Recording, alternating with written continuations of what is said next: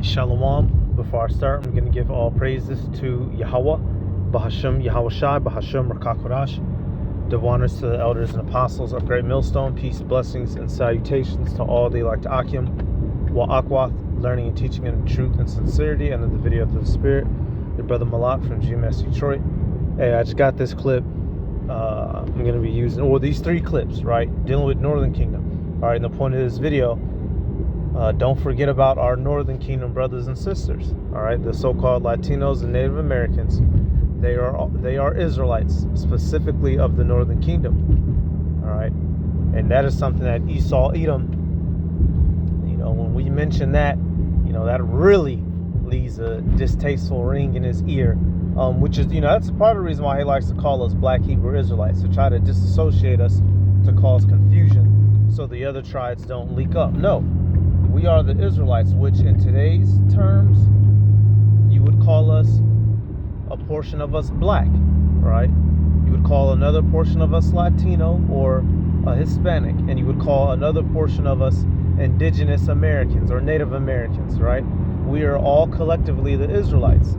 And at the return of our Savior, we will be reunited, all right? And through circumstances in history, we've been divided, we've been broken, we've been enslaved and shipped around the world. Nevertheless, the prophecies and the scriptures all point to who we are and our connection. And not only that, but the Spirit itself bears witness that we are the children of the Heavenly Father Yahweh. Add behind it some artifacts, add behind it some left behinds, and the puzzle is solved. So I'm going to start I'm going to let my man speak. I'm pretty sure y'all have seen him, right? He's done a couple of clips speaking on this same thing, the fact that we're Israelites. But what he's going to go to mention on here is how that the Latinos and Native Americans, Northern Kingdom, they suffered under the so-called white man here in the Western Hemisphere first, which is true, which is an extra testament that they are our people, because they went through the same curses as we did here in the Americas. Get hung on trees. We used to get hung on trees, just like black people. We're the same. We used to get all the shit. We used to get hung for the dump. Hey, y'all have seen him. Now, he must still be kind of tied up in Chicano culture, right? You see he representing his colors, right? But he knows he's an Israelite. He knows the true names. So we gonna see what happens with this dude. But I'm letting him speak. Things, homie, for correcting a little white kid on not using bad language, for looking at a white lady wrong. They would take you and hang you on a tree, throw a party, throw a whole barbecue, homie. They're not the only ones that went through slavery and captivity. We actually the ones that went into captivity first, 1492. I mean, it's true. I mean, but technically speaking, didn't the Native Americans were the first ones to actually demand reparations? That's why they got land and they got money and they got their reservations, because they demanded that they should at least get certain ethnicities have banded together to ask for stuff like that. But the only reason why the North American Indian tribes, because they stuck together, bro. Like, they came together. They actually stood their ground. They had shootouts with law enforcement. Over pipelines and over them just trying to throw them off the land, homie. They created their whole policing system, and they don't allow the other sheriffs to come within their land. They'll get arrested, and that's dope. I feel that we should all have that. I feel that barrios, gang life is a part of policing your barrio. It is. Barrio is the Spanish. That's like the Spanish version of your hood, right? Now, we're not, here to do all that, police the neighborhood. But he's right with the fact that, Northern Kingdom suffered similar to how Southern Kingdom suffered, the Negroes. Why is that? Because we're the same people, hung, castrated, forced to work to death, bottom tier level of living, lower caste system in society. All right. Now, where in history, other than Egypt, were both Northern and Southern Kingdom taken into a major captivity? They were not. After the split, Babylon, the Babylonians ran down on the Southern Kingdom, 586 BC, right? Nebuchadnezzar takes Jerusalem. 200 years prior, 700 some, 720-ish BC, northern kingdom is taken by the Assyrians. So we've been divided since. How could this prophecy here in Jeremiah 50 have gotten fulfilled had it not been here in the Americas? The fact that we reunited under captivity in the Americas, under our oppressors, specifically and especially Esau, Edom, the so-called white men. Jeremiah 50 and 33, thus saith the Lord of hosts, the children of Israel and the children of Judah were oppressed together, and all that took them captives held them fast, they refused to let them go. Right, we were oppressed together here in this side of the world because for so long we have been divided.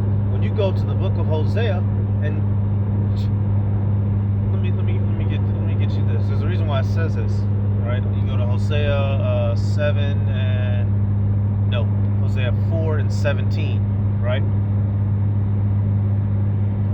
Start at 16. I'm gonna start. So okay. Turn this heat down in this bitch. God damn. Hosea 4 and 16. It says, "For Israel slideth back as a backsliding heifer. Now the Lord will feed them as a lamb in a large place." This is referring to northern kingdom, right? Hosea was prophesying to the northern kingdom, and the message is being sent. They're backsliding. Meaning what? They keep turning to idolatry. So what did the Heavenly Father say concerning them? Ephraim is joined to idols. Let him alone. So it was told that northern kingdom would be joined to idols, which they were heavily.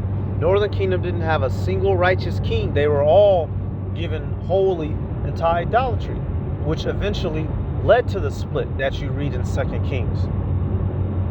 So thousands of years we've been divided. Where were both kingdoms oppressed together? All right, because if you say, well, that happened in the book of stupid bitch, the book of Jeremiah comes way down the line after the book of Judges. This ain't referring to the different captivities we went to in Judges. From the point of Jeremiah, where else were northern and southern kingdom oppressed together? Nowhere. By Jeremiah's time, they was already out of the land.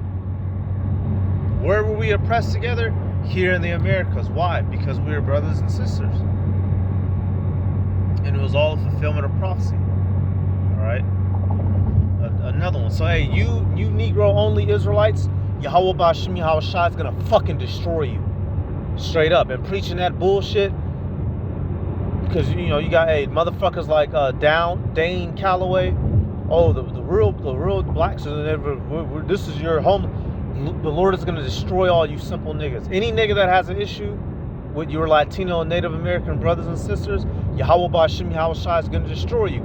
You Latinos and Native Americans that have an issue with your brothers, Judah, Benjamin, and Levi, Yahweh Bashim Yahweh Shai is gonna destroy you. All right, we understand that ultimately. That was also a part of the curse, that we'd be divided, right? But Yahweh Shai is going to heal that. And through this knowledge that we've received, right, the elect are going to understand to remove that enmity that is between us. Because we now know who our true brethren are. Isaiah 11 and 13. All right, and this is going to be fully accomplished, in the kingdom, right? When we're all restored. We're seeing it begin now dealing with the elect, right, with the awakened, but it will be fulfilled in the kingdom wholly when we're back together, all 12 tribes. Isaiah 11 and 13.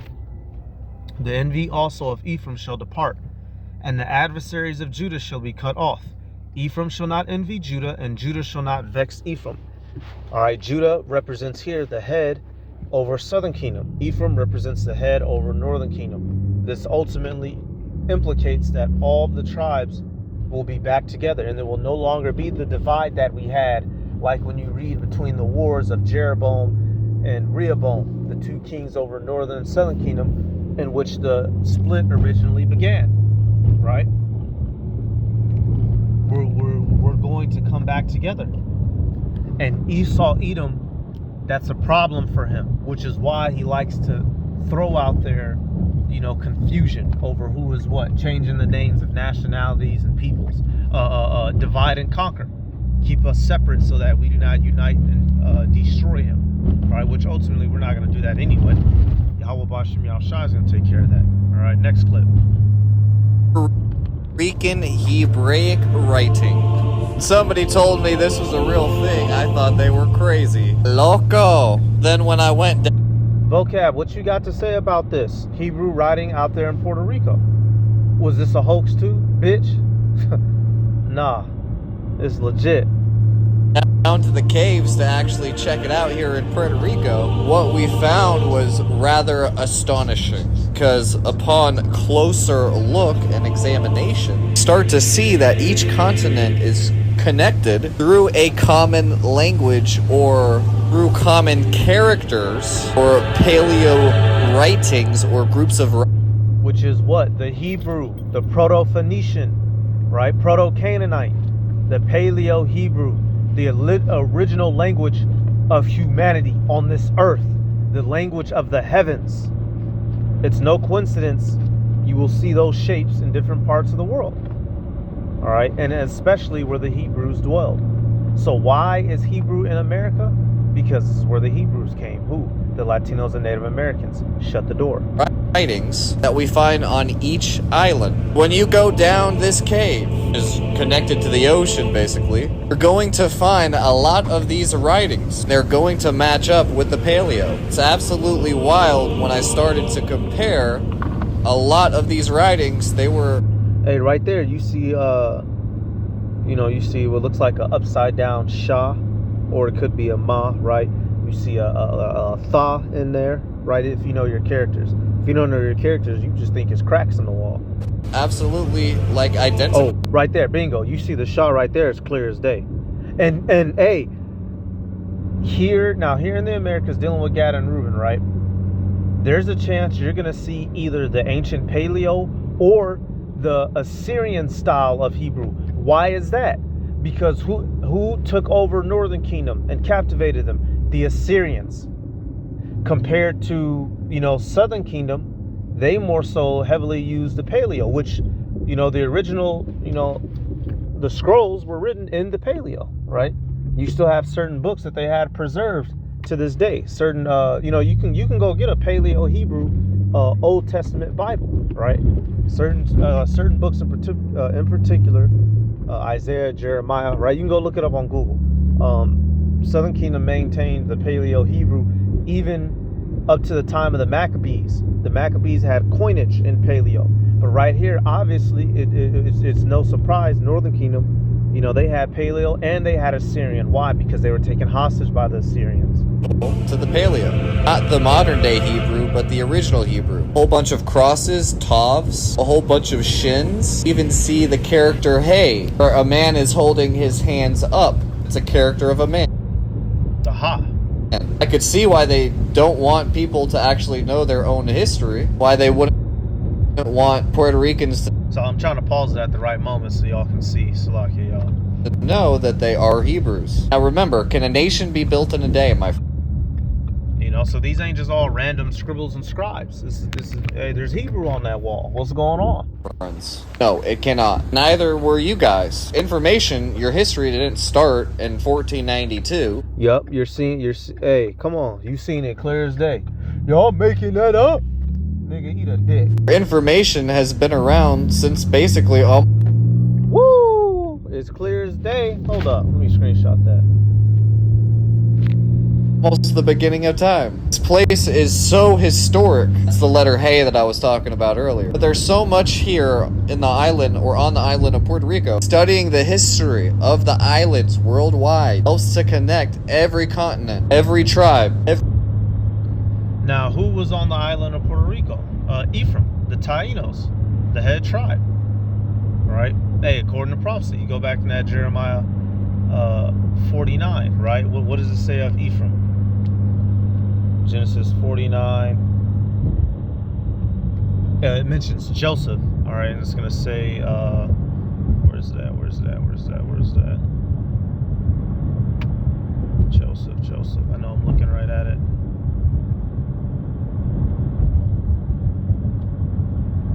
Yep, okay. Genesis 49 and 22. Joseph is a fruitful bow. They like to have many children. Even a fruitful bow by a well, whose branches run over the wall. By a well. What is Puerto Rico surrounded by? Waters. Right? It says whose branches run over the wall. Northern Kingdom in particular, especially, they're known for being coons. They run to the enemy for safety and succor, right? You have the phrase in Spanish, meherer la raza, meaning what? Fix the race. The ideology that Northern Kingdom, Latinos are heavily influenced to have children with fucking Edomites, right? They're the branches running over the wall. They run into the enemy. Link that up with, what is that? Hosea 9 and 13, Ephraim.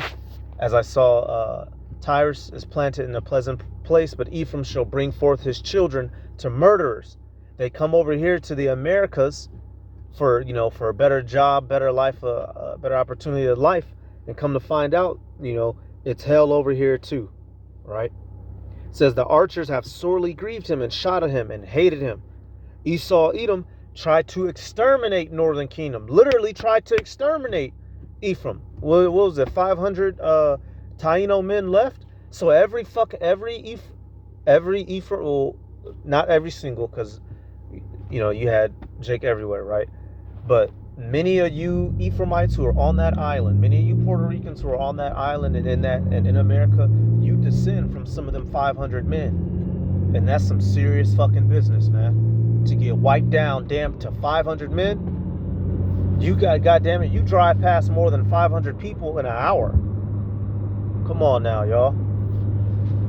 Hey, our brothers and sisters, they went through it too, and so we can't forget about them. And that, that's, it ain't no, now out here, these fuckers in the world, we ain't running around just running up on every Mexican trying to hug them. They'll fucking blow your goddamn head off and beat you with a bat from Home Depot. That's just how it is. The ones in the world, they're still at enmity. But our brothers and sisters in the truth, don't be treating them no type of funny, or I like the times I get to be around the Northern Kingdom brother, because here in Detroit it's just all us ugly ass niggas. So when we go to other states, some of the other cats that have Northern Kingdom brothers, it's cool, man. Because in Northern Kingdom they tend to be more family oriented. They weren't like the guy said in that interview, they stuck together, so their family unit was not completely destroyed as bad as Southern Kingdom's. And it'd be a beautiful thing to see. You'll have a brother, he'll have his whole Northern Kingdom house in order, man. Wife come out and bring everybody food. The kids, they run up, shalom, you run back, go play with toys and shit. Swapping back between Hebrew and Spanish. It'd be cool to see that. So then when we get to the kingdom, we're gonna be back in full swing, y'all. And this motherfucker Esau, he tried to stop that. He tried his hardest and his damnedest. But we back, baby. All right, I'm gonna play one more clip. This is dealing with Gad. Now, this is Chat GPT type speech. He's gonna say a couple things. For the most part, it's correct, right? But I don't. How can I put this? Obviously, with everything, you eat the meat and you spit out the bones, right? So, just keep that in mind. Of Jacob's sons, born to Zilpah. Gad was one of Jacob's sons, born to Zilpah, Leah's maidservant. As the seventh son of Jacob, his name carried a sense of fortune and victory. Gad means good fortune or troop, a fitting See right there, Gad means troop, just straight up. name. Let me make sure I'm not tripping. But Gad, that's what I'm saying. Eat the meat, spit out the bones. Gad means troop. Genesis, easy money. Come on. We'll go right there. And he's actually going to quote that prophecy in a second, but we'll go right to it. For you black-only Israelites, the Lord's going to find, stick a sword through a nigga mouth. Troop, yeah, straight up, troop. I'm not sure why he threw that in there, good fortune. Oh, okay. Fortune, right? Fortune. Oh shit, to be fortunate, you're amassed. You have much, you have many, right? Troop and fortune. Okay. See, that's why we do our research. I don't just take shit off here. Gad, troop and fortune. Gad, right? Hey, it's funny right now. It's actually funny when you look at the Native Americans. They're kind of the opposite of both these meanings right now. They're not fortunate. They're in the reservations, fucked up, and they don't have a big troop. They've been damn near annihilated. But what does that prophecy say concerning them? We're gonna go back to that, baby. A tribe destined to be known for its strength and military prowess. Even as a young man, Gad's lineage seemed tied to the idea of resilience and readiness for Hey, we don't do tattoos. We're not gonna have no tattoos in the kingdom. All right, we may have, you know, face paint, war paint, but not no damn tattoos. battle. When Jacob gathered his sons to bless them before his death, his words to Gad were brief but powerful. Gad, a troop shall overcome him, but he shall overcome at the last. This blessing foreshadowed the tribe's future, facing challenges and enemies, but ultimately And what was that future? The fact that Esau, Edom would come through and take Gad and Reuben down, right? Genesis 49 and 20. It says, Gad, a troop shall overcome him, but he shall overcome at the last. That back part, that second part of the verse, Esau, Edom doesn't like that. He overcame in the beginning. Manifest destiny, right? Had to, the 13 colonies had to turn into 50 states, some way, somehow, through his military, through his weaponry, right? Germ warfare. Esau, Edom was able to overcome the Indians, but the end of that prophecy states that Gad is gonna come back, baby. And how's that? Through Yahweh Shai, with the elect, specifically the 144,000, those God, king, priest, warrior, unstoppable killing machines. That's how Gad's gonna overcome. prevailing through strength and persistence. This duality of struggle and triumph became a hallmark of Gad's story. When the Israelites journeyed through the wilderness after their exodus from Egypt, the tribe of Gad took its place alongside its brothers, enduring the trials of the desert. Gad was known for its solidarity and its ability to endure hardship, qualities that became even... Hey, they endured hardship, y'all. They on them reservations through and still enduring, right? And throughout, scattered throughout other parts of the world, right? But the Lord is gonna make it to where, hey, we gonna overcome. more significant when the tribes stood on the brink of the promised land. As the land of Canaan lay before them, the tribe of Gad... So this is just detailing some of the history. The Gad, Reuben, half-tribe Manasseh, how they decided to stay behind to a particular part of the land. along with Reuben and half of the tribe of Manasseh, made a bold request. They approached Moses and asked to settle on the eastern side of the Jordan River, rather than crossing into Canaan with the rest of the tribes. The land on the eastern side was fertile, ideal for their large flocks and herds, and the Gadites saw it as a perfect place to establish their home. Initially, Moses was hesitant. He feared that their decision might discourage the other tribes from entering the promised land. But the Gadites assured him of their loyalty. They promised to join their... Hey, in the kingdom, we gonna be covered. We're not gonna have our six-packs and pecs out. We'll have our long garments and robes on. We're not gonna be tempting everybody's wives with our musculature. But hey, it's just some scenery, right? brothers in battle to conquer the land west of the Jordan before returning to settle in their chosen territory. True to their word, the warriors of Gad became some of the fiercest fighters in the conquest of Canaan. Their bravery and skill in combat earning them a reputation as valiant defenders of their people. Once the land was subdued, Gad returned to their territory east of the Jordan, a region that stretched from the edge of the Dead Sea northward to the land of Gilead. Their inheritance was marked by rolling hills, lush pastures, and strong fortresses. The Gadites became protectors of Israel's eastern frontier, standing as a buffer against invading forces from the So let's pull up a map real quick. The land of Gad, Reuben, and Manasseh. I just want to see a map. Right. They took up the eastern side, which is the right side of the land of Israel. So they were the eastern vanguard, meaning what they were the guard out front, right, before the enemies. If somebody wanted to come invade us, they would have ran into them three first. And also, if the fucking map loads right. When you look at the three nations next to them, who's there? Moab, Ammon, and Aram, which is you have Aram and Ashur, right? The Syrians and Assyrians. It's no coincidence, they're right next to them. So you look at many of Gad and Reuben today, and some of them do share, the features of what you would call a so-called Asian, right? Sometimes a little bit slanty eyes and whatnot. Nevertheless, they're still Israelites. They lived next to these people for several thousands of years, so they would have been, concubining the women out and making children with them. All right. Now, when we get to the kingdom back, right, we're all going to get our original form back, but we're not all going to be a bunch of pitch black Negroes. The Heavenly Father likes variation. All right. But I just wanted to let y'all see where they literally were on the map, on the other side of the River Jordan, that eastern forefront. Right. So coming back, desert and beyond. This position required constant vigilance and strength, and the tribe lived up to its calling.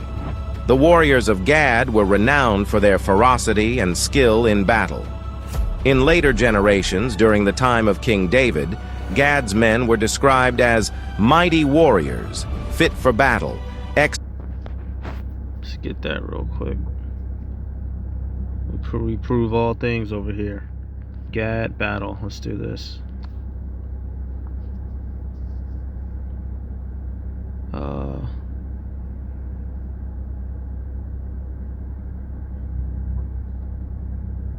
Okay, right here, yeah. 1 Chronicles 12:8. It says, "And of the Gadites there separated themselves unto David and to the wilderness men of might, and men of war fit for the battle, that could handle shield and buckler, whose faces were like the faces of lions, and were as swift as the roes upon the mountains." Hey, so strong in war and fast on their feet, which, when you read up on Native American history, y'all, and Latinos, right here in the Americas, Mesoamericas, North and South America, they can run. The game of lacrosse used to be played over state lines, not just in a field with a bunch of weak ass white boys. The natives would play it over the distances of entire cities and run the miles without tiring and expiring. All right, they would do things like hold beef jerky in their mouth and just suck on it, and they could run hundreds of miles in a session. There are brothers and sisters, man, and we gonna get all this back soon. Expert with shield and spear, their faces like the faces of lions, and as swift as gazelles upon the mountains. These elite soldiers became part of David's forces, aiding him in uniting the kingdom and securing peace for the land. Despite their strength, Gad faced its share of challenges. Being on the periphery of the nation's territory made them vulnerable to invasions and conflicts with neighboring peoples. Over time, the tribe's location on the fringe of Israel's heartland caused them to be among the first to face exile during foreign invasions. Yet even in adversity, So Northern Kingdom got snatched up first. the spirit of Gad, resilient, courageous, and steadfast, remained. The symbol of the tribe of Gad often included images of military strength, such as tents or a troop of soldiers, reflecting their... Yep. Hey, if you've ever seen that flag, that showing each tribe their symbols and stuff, y'all have seen, the one for Gad. It's like the tent with a couple spears on it, right? Obviously Judah's the lion, Benjamin's the wolf, but that's what they're known for. So these are the types of things. Hey, Esau had to make sure he got rid of this history from us. We can't have you rolling around in that type of spirit. Heritage as defenders and warriors. Their banner may have carried colors of strength and endurance, befitting a tribe forged through struggle and triumph. The story of Gad is one of perseverance, courage, and loyalty. From their willingness to fight for their brothers while seeking their own destiny, to their role as guardians of the eastern border, the tribe of Gad left a legacy of steadfastness. They were a people who overcame adversity and stood as a testament to the power of determination and unity. If you enjoyed this story, Yep, hey, so that's it, y'all. Yep, I'm gonna give all praises. Oh, let me see. Yep, that's it. I just wanted to get all that. Don't forget about Northern Kingdom, y'all. Don't forget about Northern Kingdom. Actually, I'm gonna end it on this one because my earphones is finna die now. Did I leave them in the car? I just came here in this store, y'all. Yep, damn. Okay, let me end on this. The one I go to. Let me end on this. Daggone store music. Amos 9 and what is this? 11. It says, "In that day will I raise up the tabernacle of David that is fallen and close up the breaches thereof, and I will raise up his ruins and I will build it as in the days of old." So right there, the Lord is going to get us back together, all the tribes, all right?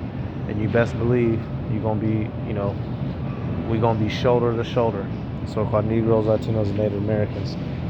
We're going to be shoulder to shoulder how it used to be. All right, without enmity, without variance. In the name of Yahweh, Ba'ashem, Yahweh Shai. All right, so let me give all praises to Yahweh, Ba'ashem, Yahweh Shai, Ba'ashem, Rakakodash, double honors to the elders and apostles.